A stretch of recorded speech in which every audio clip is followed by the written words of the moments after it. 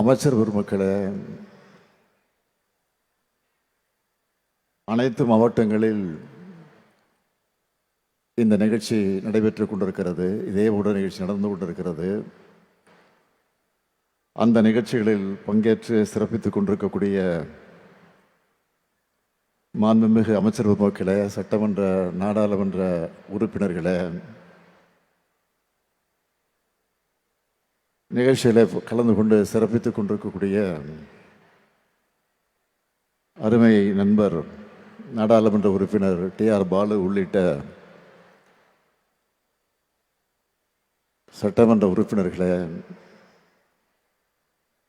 சென்னை பெருநகர மாநகராட்சியுடைய மேயர் உள்ளிட்ட உள்ளாட்சி அமைப்புகளின் பிரதிநிதிகளே, தலைமைச் செயலாளர் திரு முருகானந்தம் IAS அவர்களே, சிறப்பு விருந்தினர்களாக கலந்து கொண்டிருக்கக்கூடிய காந்தியவாதி, சமூக சேவகி, 100 வயதை கடந்து இந்த நிகழ்ச்சியில் கலந்து கொண்டு நம்ம எல்லாம் சிறப்பித்துக் கொண்டிருக்கக்கூடிய பத்மபூஷன் திருமதி கிருஷ்ணம்மாள் ஜெகநாதன் அவர்களே, பூப்பந்து விளையாட்டு வீராங்கனை செல்வி துளசிமதி முருகேசன் அவர்களே, பல்வேறு துறைகளில் சாதனை படைத்திருக்கக்கூடிய சகோதரிகளே, சான்றோர் பெருமக்களே, திரைக்கலைஞர்கள், புரட்சி தமிழர் என்னுடைய அன்புக்குரிய சத்யராஜ், திருமதி ரோகிணி உள்ளிட்ட கலை உலகத்தைச் சார்ந்த சகோதர சகோதரிகளே, கலைஞர் மகளிர் உரிமை தொகை பெறக்கூடிய பயனாளி பெருமக்களே, என்னுடைய பாசத்திற்கும் பேரன்பிற்கும் உரிய மகளிர் சுய உதவிக் குழுவை சார்ந்திருக்கக்கூடிய சகோதரிகளே, தாய்மார்களே, பத்திரிகை மற்றும் ஊடகத்துறை சார்ந்த நண்பர்களே, உங்கள் அனைவருக்கும் என்னுடைய அன்பான வணக்கம். என்னை அண்ணனாக, தம்பியாக ஏற்றுக்கிட்டு பாச பிணைப்போடு உங்கள் குடும்பங்களில் ஒருவனா நினைக்கிற பாசமிகு சகோதரி அனைவருக்கு என்ற அன்பான வணக்கம்.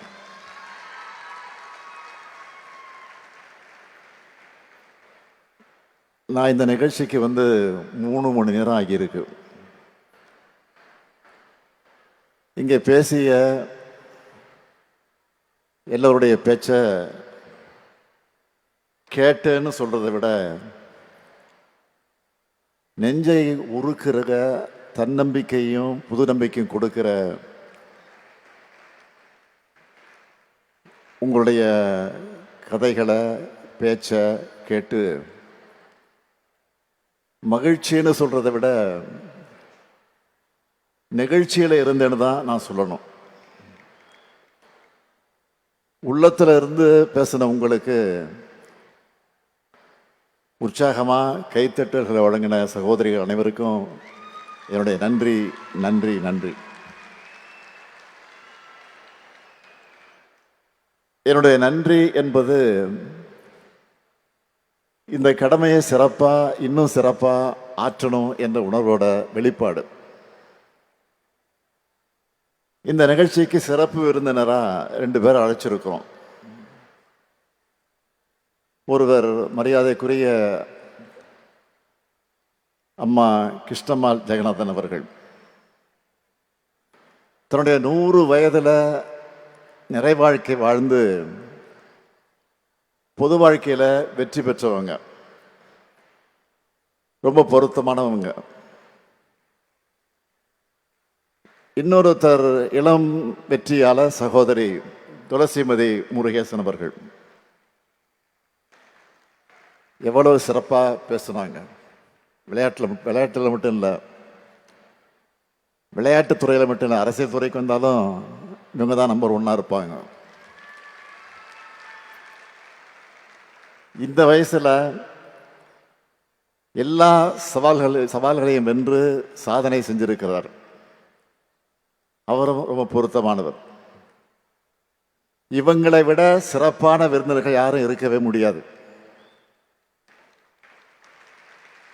நாம வாழ்கிற சமூகம், சாதி, மத, இன, மொழி, பாலின பாகுபாடு அது இல்லாம எல்லாருக்கும் எல்லாம் என்ற சமத்துவ சமுதாயமாக இயங்கணும் என்பதுதான் நம்முடைய லட்சியம். அதனாலதான் 2021 மே 7ஆம் நாள் தமிழ்நாட்டினுடைய முதலமைச்சராக நான் பொறுப்பேற்ற உடனேயே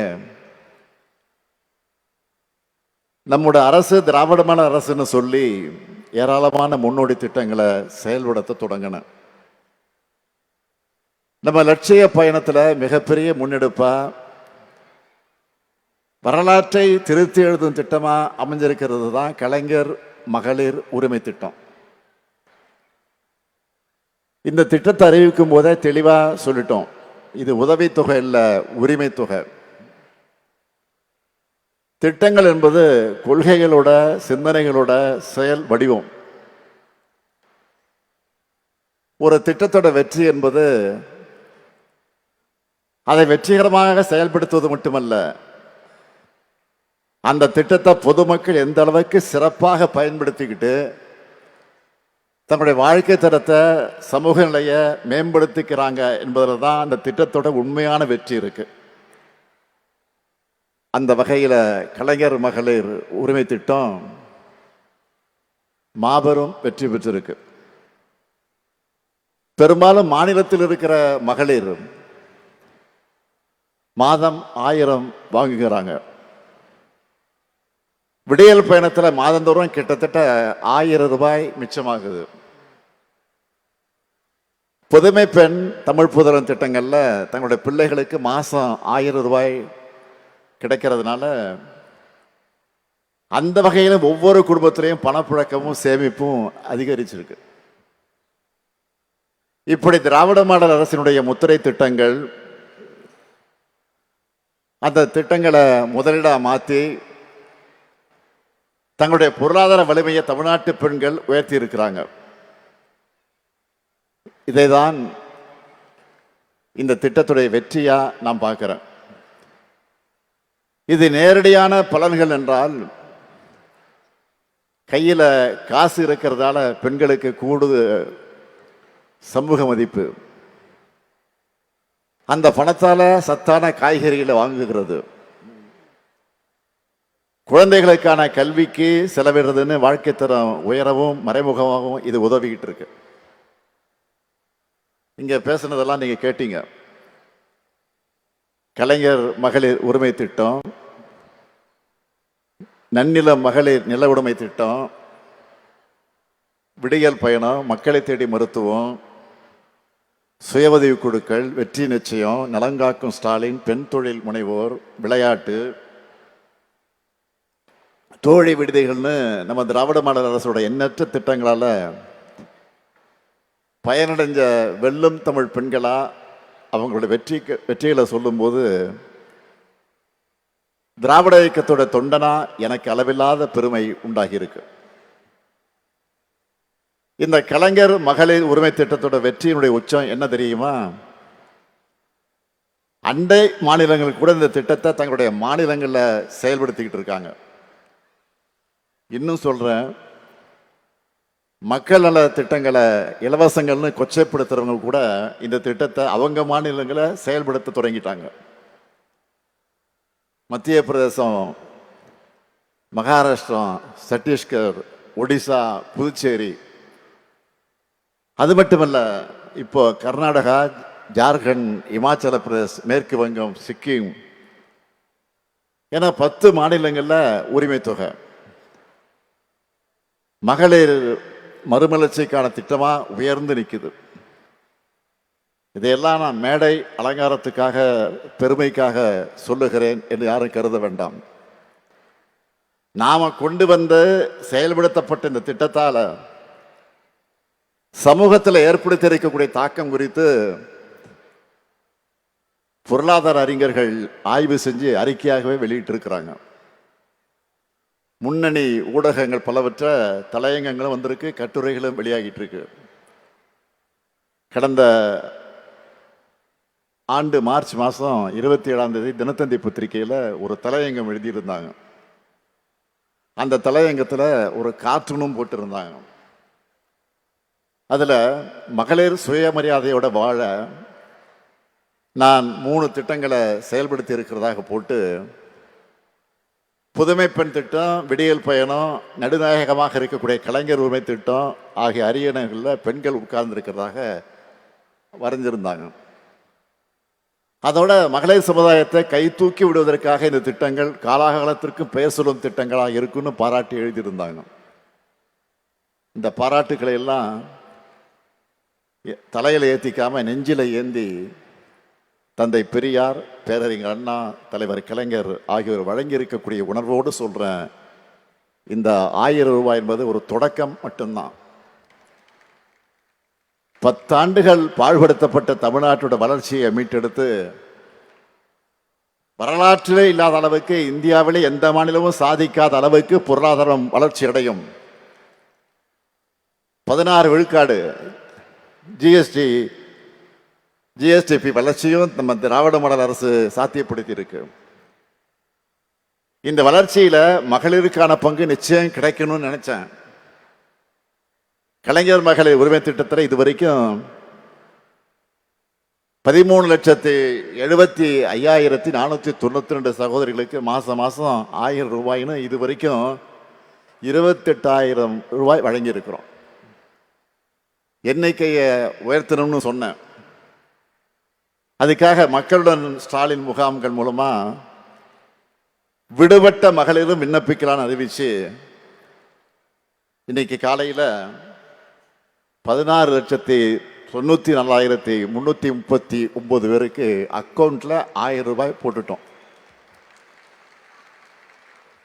இனிமே தமிழ்நாட்டில் இருக்கிற 1,30,69,831 சகோதரிகளுக்கு 1000 ரூபாய் மாசம் தொடர்ந்து கிடைக்கும்.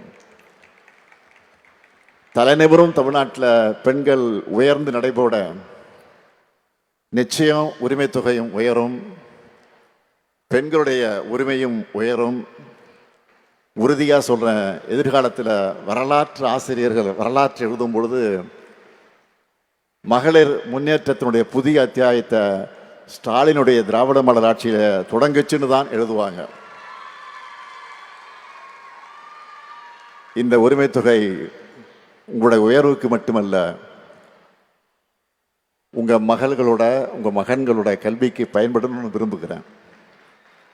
கல்விதான் சிறந்த முதலீடு, யாராலும் அழிக்க முடியாத சொத்து. அது தலைமுறைகள் தழைக்க பெண்கள் முன்னேற்றமும் அதுக்கு பெண் கல்வியும் அவசியம். நீங்க முன்னேறி வந்து சிறகடிச்சு பறக்கணும், ஆணும் பெண்ணும் சரிநிகர்னு சாதனைகள் படைக்கணும். அதுக்கு உங்க சகோதரனா, உங்கள் குடும்பத்தில் ஒருத்தனா இந்த முத்துவேல் கருணாநிதி ஸ்டாலின் என்றைக்கும் இருப்பேன். நன்றி, வணக்கம்.